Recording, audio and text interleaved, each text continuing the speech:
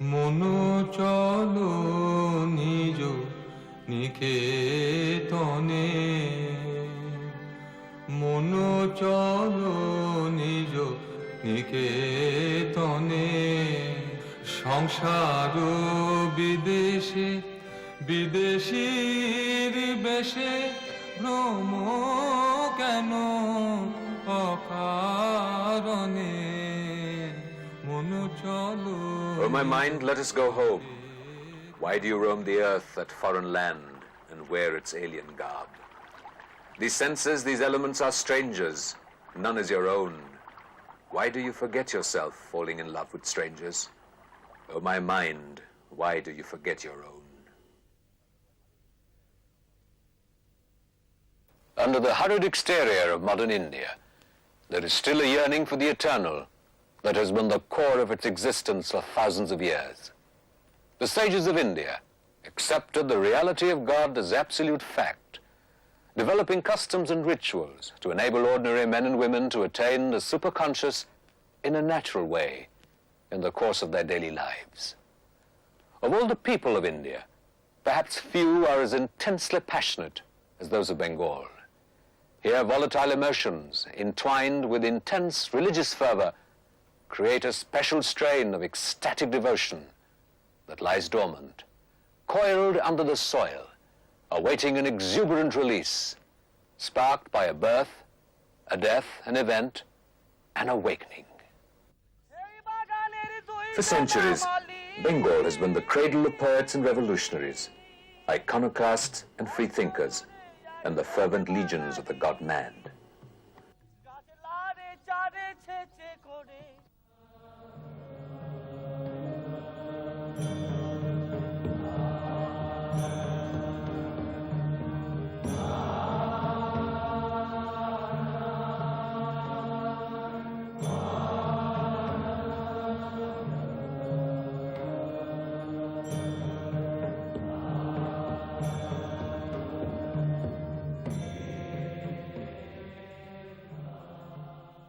By the mid-19th century, the start of the modern age, a storm of the spirit brewing for centuries in Europe, began to spread its shadows over all the world's ancient cultures. India seemed the most vulnerable of all traditional societies to this new practicality. For how could a culture rooted in the spirit of 4,000 years survive hurricanes of cold, hard fact that crushed truths too subtle for its grasp?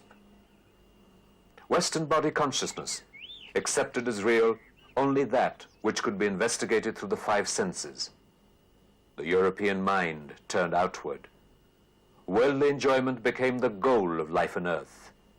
And as the West impacted on India, she lost her way to both enjoyment and liberation.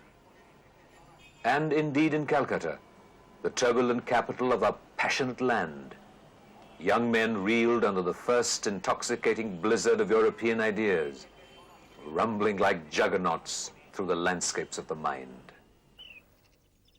The future was in the realm of matter, in the manipulation of matter, in the inquiry into matter. The new gods were science and standard of living. Science laughed at the gods must be banished. This was progress. India must awaken to the brave new world and keep in step with the rest of humanity, a judgment that has reverberated down the century. But unknown to the world, 86 miles northwest of Calcutta in the Hooghly district, in the mud and thatch hamlet of Kamarpukur, dotted with little shrines revolving in a healthy joyousness, in an environment not yet degraded by the onslaught of industrialism and malaria, around religious festivals and performances of sacred plays, crafts and harvests, the spiritual soul of India was preparing its response. From out of this humble village hut, born on February the 17th, 1836, came one of the greatest explorers of the inner realms that the world has known. A man who charted with scientific precision in the laboratory of his own soul each one of the ancient sadhanas, the paths that sages of yore had devised in their single-minded quest for God. The creation of legends is a natural mark of human reverence for what one feels to be greater than oneself. Legends accumulate decorations with the passing of generations, as well-intentioned historians repeat stories with their own additions. But legends take time to grow.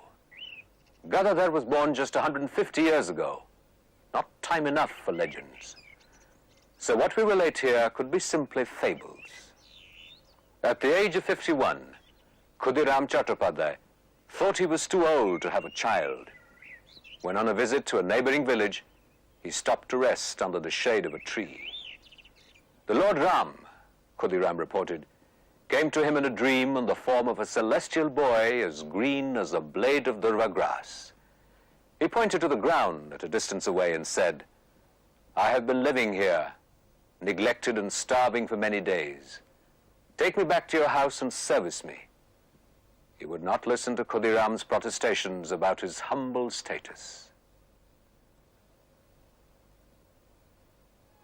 The Shalagram stone is an emblem of Lord Vishnu, the preserver of the universe, who comes to earth in reincarnations as dharma, virtue, when adharma threatens the world.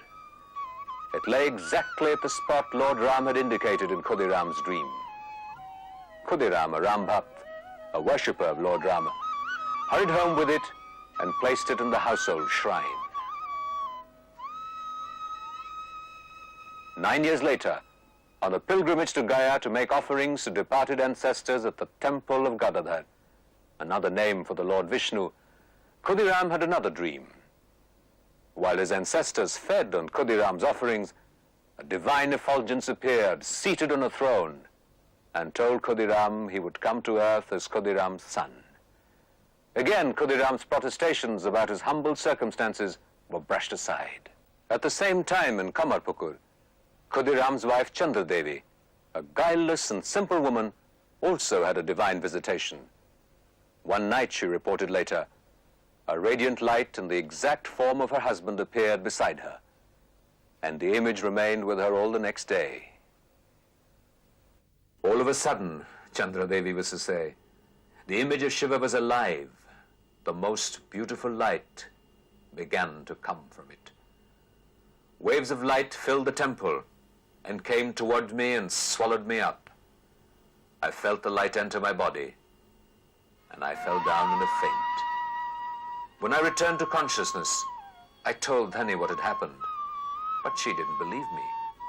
She said it was an epileptic fit, but it was not so. I felt so well, I knew I was with a child.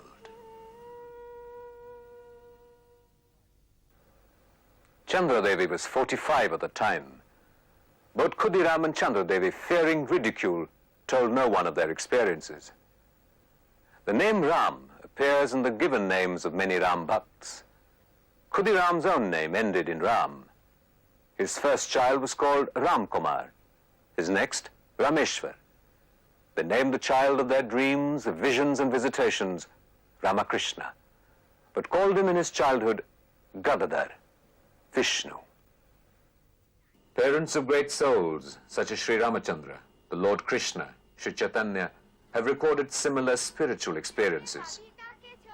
Whatever we may believe about the immaculate conception of Sri Ramakrishna, that so remarkably parallels those of the birth of the Lord Buddha, Jesus Christ, Gadadhar in the main appeared a noble boy, charming, naive and endearing, without the drive and self-assured brilliance that mark out the ambitious, destined to forge their names in the world.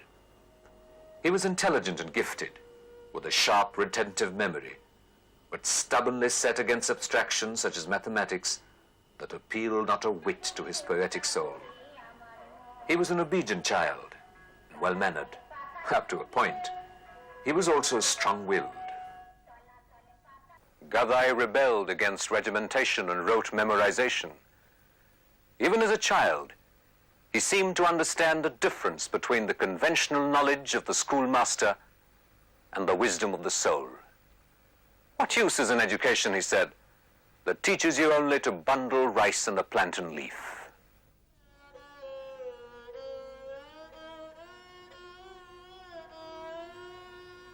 Ka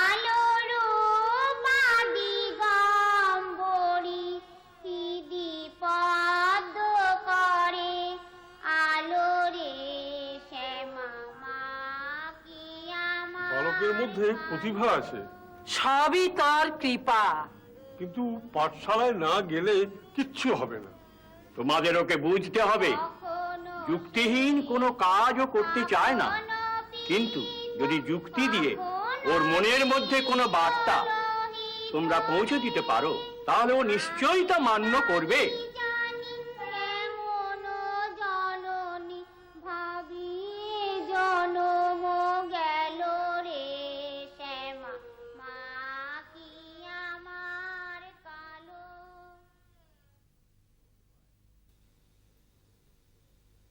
All the while, during those sylvan years, Gadadar's body and mind were being made ready from within for the awesome transformations that were to thrust him into the terrifying, unknown, unlimited inner spaces into which most fear to delve. The process was subterranean, as to be almost invisible to those around him. But every now and then, a glimpse of something colossal crashed briefly through the outer personality of the child, breaking surface like a great whale from the deepest oceans of the soul.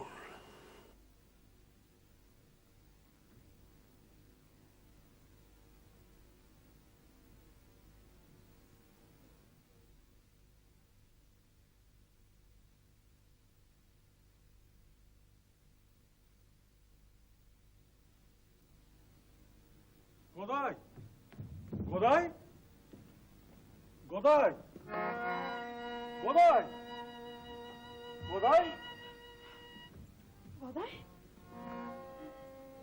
Gadai, নিশ্চয় ওদের মতো নজর লেগেছে। But Sri Ramakrishna was to tell us later, it was the magnificence of the contrast between the white cranes and the dark clouds that had overwhelmed him. His spirit, he said, flew up towards the cranes and clouds, and his body fell unconscious. No one could have known at that time that he had attained his first spontaneous samadhi, a state of superconsciousness, unknown to the more normal, but well documented by the sages of the past. He was 6.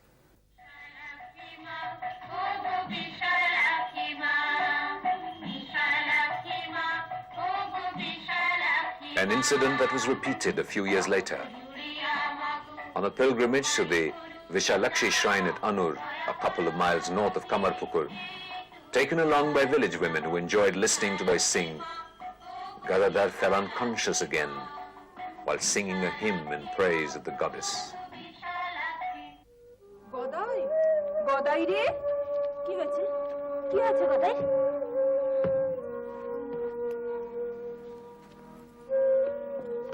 Gadai, Gadai, বাবা গদাই, চোখ খোল বাবা। গদাই, গদাই, ওর উপর দেবী ভর হয়েছে।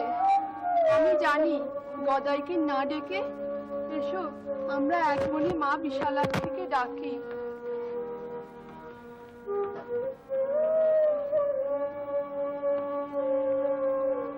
মা বিশালাক্ষী, প্রসন্না হও, মা রক্ষা করো, মা বিশালাক্ষী মুখ তুলে চাও, মা অকুলে কুল দাও, মা। It was a small forewarning of the stormy years of awakening to come, when Ramakrishna, the priest of Kali, would spend days balanced on the borderline of rapture. The least pretext, a strain of music, a divine name, a familiar face, would become a window for his trembling spirit to pass into the luminescence of the inner world. ওরে ডুব ডুব ডুব ডুব সাগরে আমার মন, ওরে ডুব ডুব ডুব ডুব সাগরে আমার মন, তলাতল পাতাল খুঁজলে পাবি রে প্রেমে রত্নধন, তলাতল পাতাল খুঁজলে পাবি রে প্রেমে রত্নধন, ডুব ডুব ডুব ডুব সাগরে আমার মন, ওরে ডুব ডুব ডুব ডুব সাগরে আমার মন।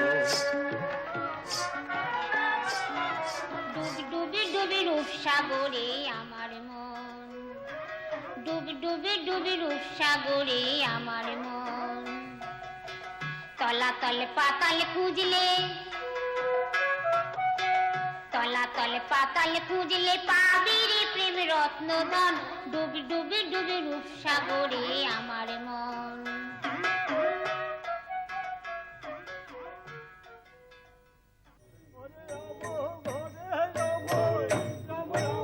No close relative of the boy who came to be known as Sri Ramakrishna Paramhans, the Great Swan, could be without his or her own share of spiritual power.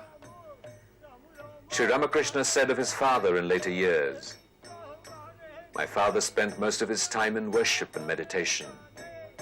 While he was praying, his chest swelled and shone with a divine radiance, and tears rolled down his cheeks.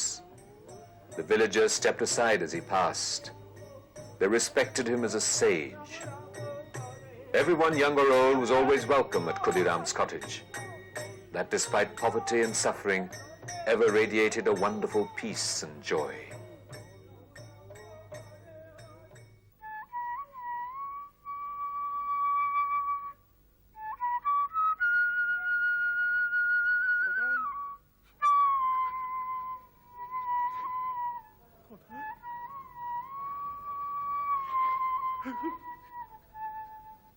The passing of his father catalyzed in Gadadhar a dispassion that bordered on depression.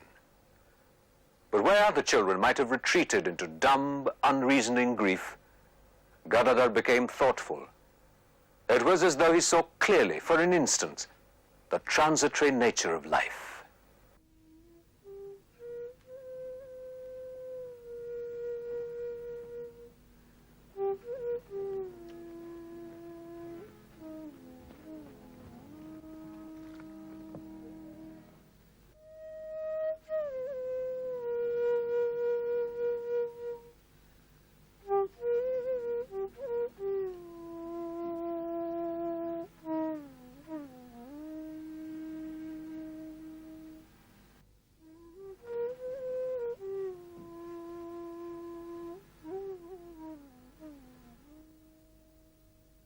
বাবা, মানুষ কেন মরে?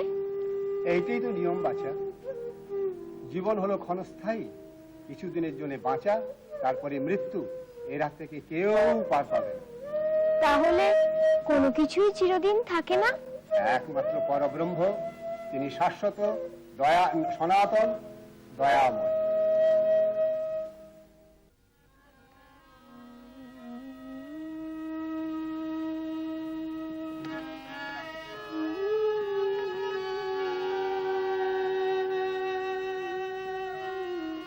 His father's death made Gadai serious. Childhood games continued, but lost their former zest. Sri Ramakrishna would later recount how much he wanted at this time to take the begging bowl and join itinerant monks. But he did not, for fear he would break his mother's heart.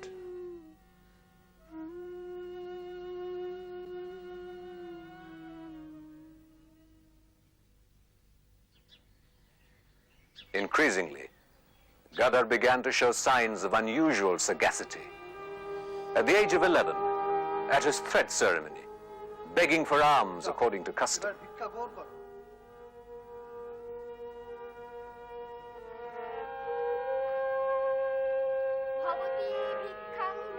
দাও। একজন ব্রাহ্মণ কখনো কোন শূদ্রের হাত থেকে প্রথম ভিক্ষা গ্রহণ করতে পারে না। ধনিমা আমার মার বন্ধু, আমি যে ওকে কথা দিয়েছি ওর হাত থেকেই প্রথম ভিক্ষা গ্রহণ করব। এরূপ ঘটনা তোমাদের বংশে ইতিপূর্বে না ঘটলেও বহু সদ্ব্রাহ্মণ পরিবারে দেখা গেছে। ফলে নিন্দাবাদী হবার কোনো কারণ নেই, বরং বালকের সন্তোষ ও শান্তির জন্য ওর অঙ্গীকার ওকে রক্ষা করতে দেওয়াই তোমাদের কর্তব্য হওয়া উচিত।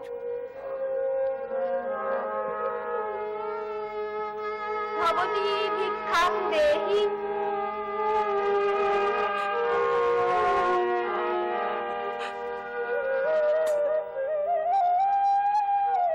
ওম স্বস্তি।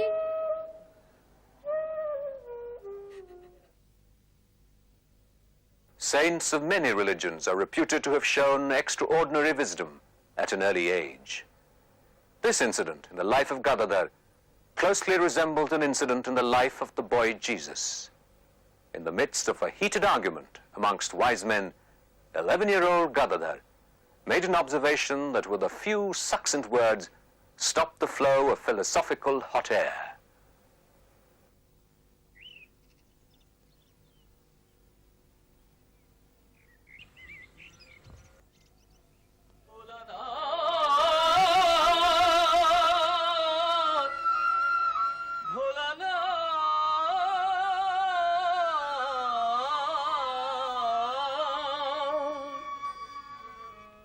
জয় শিব শঙ্কর পরম ঈশ্বর, জয় জয় জয় প্রভু অনাথের নাথ। তুমি আমার প্রভু ভোলানাথ, তুমি আমার প্রভু ভোলানাথ। জয় শিব শঙ্কর পরম ঈশ্বর, জয় জয় জয় প্রভু অনাথের নাথ। তুমি আমার প্রভু ভোলানাথ, তুমি আমার প্রভু ভোলানাথ, তুমি আমার প্রভু ভোলানাথ। কি হলো? গদাইয়ের আবার কি হলো? ওর ভর হয়েছে, ওকে উপদেবতায় পেয়েছে। দেখো কি সুন্দর ভাব, যেন সাক্ষাৎ মহাদেব। এমন ভাব আর অন্য কোনো বালকের মধ্যে দেখা যায় না। বলছি ওর মস্তিষ্ক বিকৃতি ঘটেছে। তুমি কিচ্ছু বোঝনি।